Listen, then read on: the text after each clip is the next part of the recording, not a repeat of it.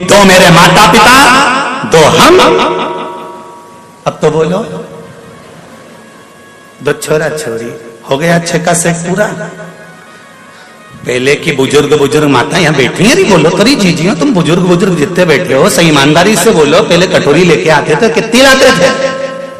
अरे बोलो जम के, कितनी लाते थे? 6। थाली कितनी लाते थे? 6। कन्यादान में भी देते थे तो कभी 1-2 नहीं दी, 6 का ही सेट दिया। गिलास 6, कटोरी 6।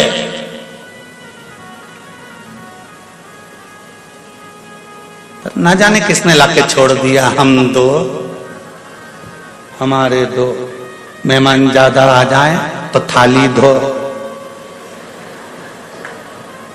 भाई वो खा ले, उसके बाद धो के दूसरे को दे। सीधी बात है, अगर मेहमान ज्यादा आ जाए तो फिर थाली धो के उसको दो। पर यहाँ तो शिव पुराण कह रही है, मेरा शंभू की कथा कह रही है, मेरी शंकर की कथा कह रही है। सेठ पूरा रखो रे घर के अंदर, सेठ पूरा होना चाहिए।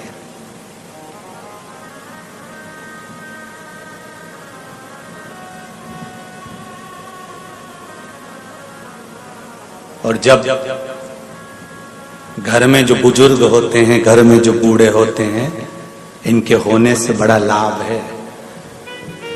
केला खाया है कभी तुम लोगों ने? तो केले का जो छिलका होता है ना, वो काला पड़ जाता है, पर अंदर का केला बेकार होता है क्या?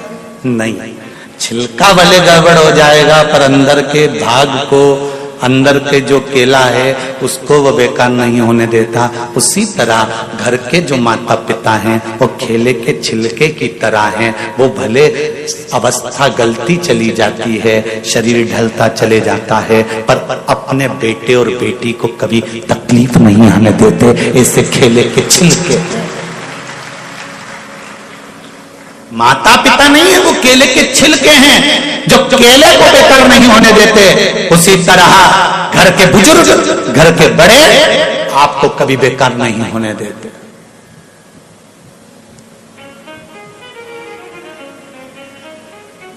संभालने का कार्य करते हैं। तो कितने का सेट? अरे जम के तो बोलो, आवाज नहीं निकल रही हैदराबाद वालों, आवाज जरा जम के। 6 का सेट। तुम बोल सकते हो अब सबको, हमारे यहाँ सोफा सेट भी है, हीरे का सेट भी है, डिनर सेट भी है, और हमारे यहाँ 6 का सेट भी है।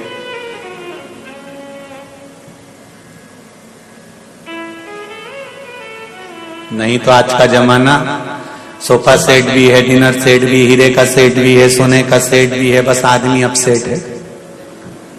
जमाना बड़ा विचित्र है। सेट रखना है।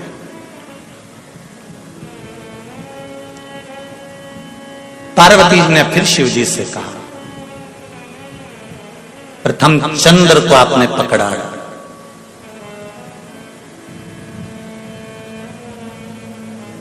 चंद्रदेव को आपने साधा है,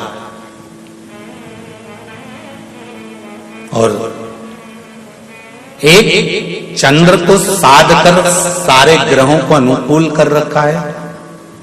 शिवजी कहते हैं कि केवल एक घर का अगर सद जाए तो बाकी को साधने में दिक्कत नहीं होती। तारकासुर और मारने के लिए माता पार्वती कार्तिकेय जी से कहती हैं कि इसने अच्छा सोचा है, गलत नहीं सोचा, इसलिए तुम इसको मारना। तो क्योंकि इसने बरी मांगा है कि मैं शिव जी के पुत्र द्वारा मरूंगा, तो मरेगा तो तुम्हारे याद से, पर इसके हृदय में घात ना हो, इसके शरीर में घात होगी, चल जाएगा।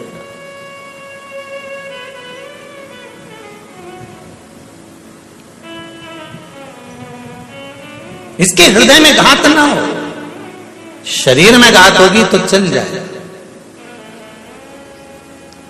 तारकासुर के प्राण छूटे, शरीर नीचे गिरा।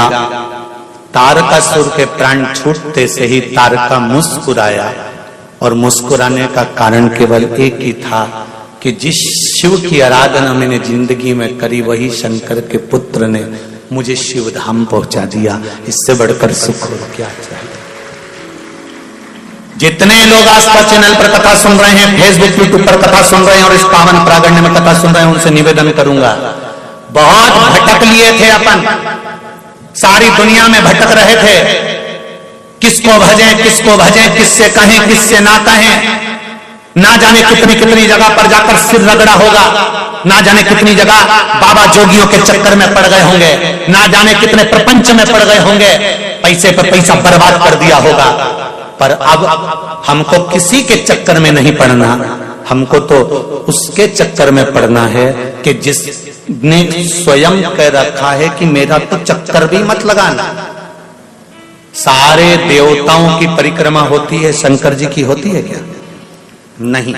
शिव जी कहते हैं कि मेरे चक्कर में भी मत पड़ना, बस इतना याद रखना कि मैं जिस मस्ती में जीता हूं उस मस्ती में अपनी जिंदगी को जीना। कंठ में जहर है, मुख में राम का नाम है, सिर पर गंगा जी धरी है, पास में पार्वती गणेश कार्तिकेय सब बैठे हुए हैं, ऐसी मस्त जिंदगी जीना। कंठ में रखना दुख और तकलीफ को, उजागर मत करना। अपने दुख को किसी को कह दोगे ना, थोड़े दिन तक तो हाँ ठीक है, करेगा क्या जिसको कहोगे? किसी से अगर अपने दुख कह भी दिया तो करेगा क्या? तुम्हारे दुख को वो काट सकता है क्या? तो अपने कंठ पर दुख को रखो और इनको मत कहो। संसार वालों को अपने दुख को कहना है तो मेरे देवाधिदेव महादेव से जाकर कहो कि मुझे दुख है, तू मुझे संभाल। अब कोई नहीं मेरा। भोलेनाथ दया करना,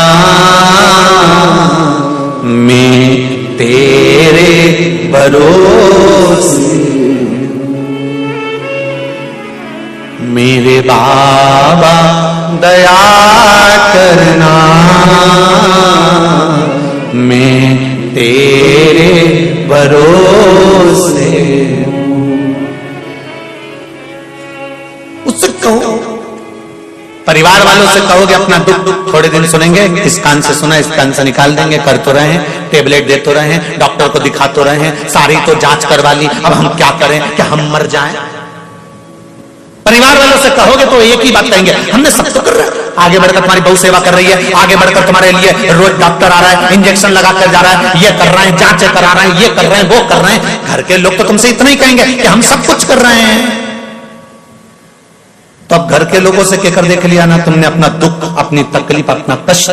अब एक बार मेरे बाबा से कहकर देखना, देवाधिदेव महादेव से कहकर देखना, शंभु ओघड़दानी त्रिकालदर्शी कैलाशी, हे मेरे बाबा विश्वनाथ, विश्व का भरण पोषण करने वाले हे शंभु, आज मेरे हृदय में ये दुख है, किससे कहूं? एक तू ही तो है, किससे कहे?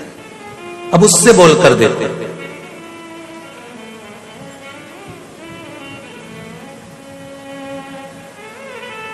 घर से निकलो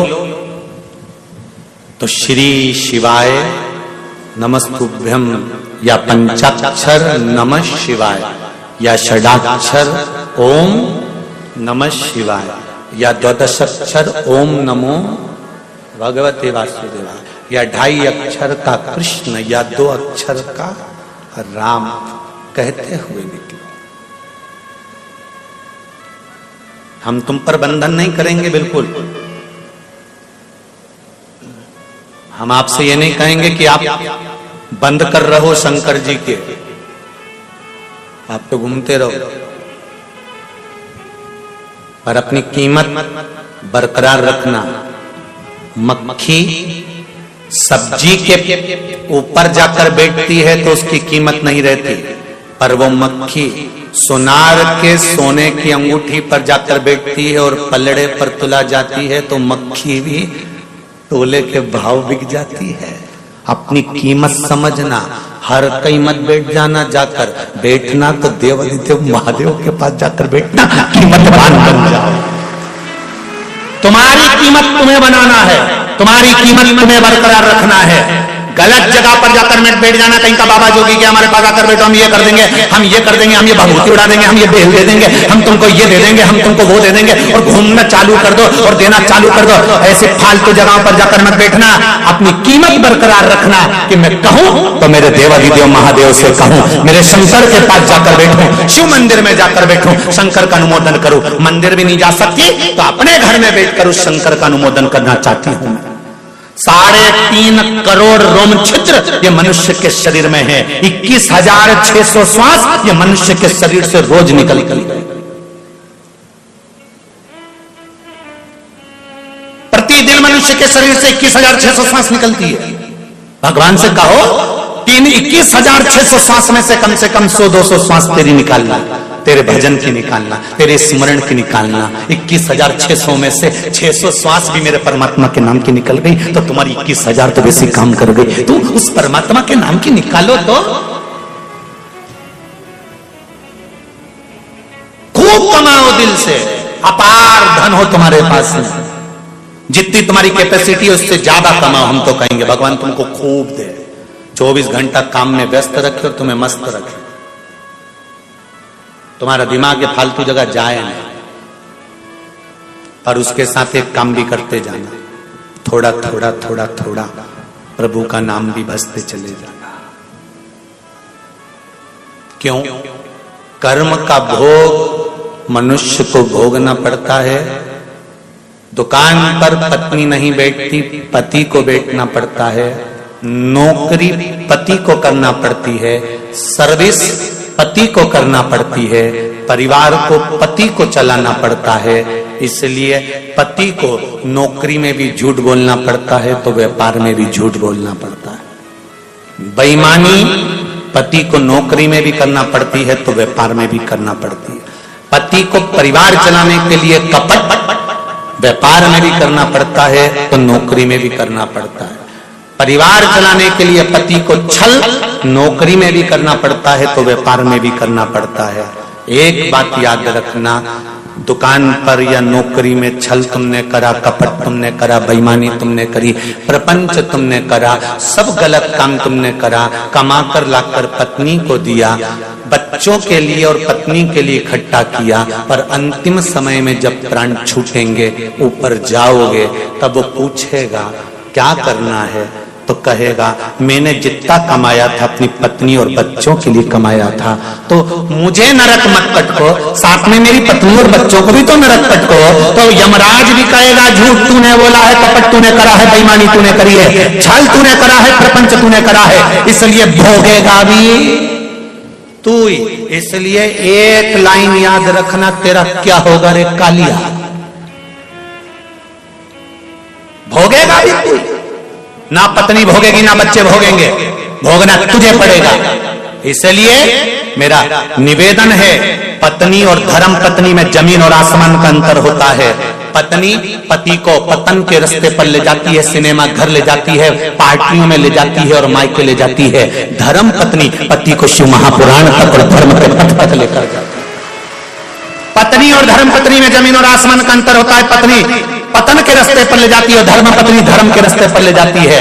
धर्म पत्नी का एक फर्ज है, अपने पति से रोज कहे तुम्हारी कमाई में से अठन्नी निकालना, कहीं शंकर में, कहीं कुंवारी कन्या में, कहीं विद्या में, कहीं तुमसे बन जाए किसी की औषधि में, किसी के लिए, गरीब के लिए, साधारण के लिए, दूसरे के लिए नहीं कर सको तो अपने परिवार में अगर कोई दुखी है तो उसके लिए अपने हाथों से करते चलो, क्योंकि जवाब ना पत्नी देगी ना बच्चे देंगे, देना तुझको पड़ेगा। मत बुरे कर्म कर बंदे वरना पछताएगा, भगवान की आंखों से तू बच नहीं पाएगा, तू बच नहीं पाएगा। तेरे कर्म का फल भी तू ही पाएगा, तेरे कर्म का फल भी तू ही पाएगा।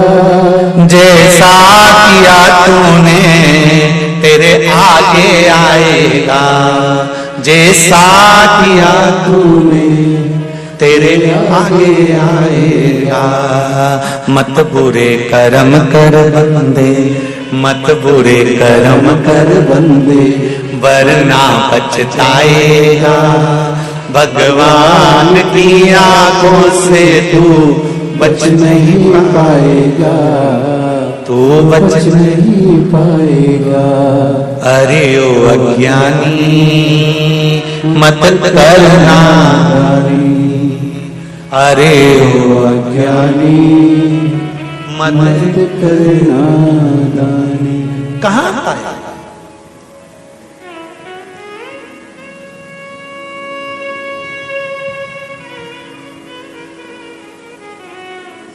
किससे मिलेगा? ये एकादशी क्यों आती है? प्रदोष क्यों आती है? हर महीने शिवरात्रि क्यों आती है? हर महीने अमावस्या और पूर्णिमा क्यों आती है? तीज और त्योहार क्यों आते हैं? किस लिए आते हैं? क्यों बनाए गए? ये इसीलिए बनाए गए। अगर पूरे महीने आप दान नहीं कर सकते, पुण्य नहीं कर सकते, सत्कर्म नहीं कर सकते, तो ये तिथियां बना दी, एकादशी, प्रदोष, शिवरात्रि, सोमती, अमावस्या, पूर्णिमा की बन सके तो अपनी कमाई का कुछ अंश निकाल कर सत्कर्म में दान करना, पुण्य करना, कुछ अच्छा करना, भजन करना, कीर्तन करना, मंत्र जाप करना, नाम जाप करना बन सके तो इस दिन तो भगवान का भजन कर लेना। ये इसलिए बनाएगा।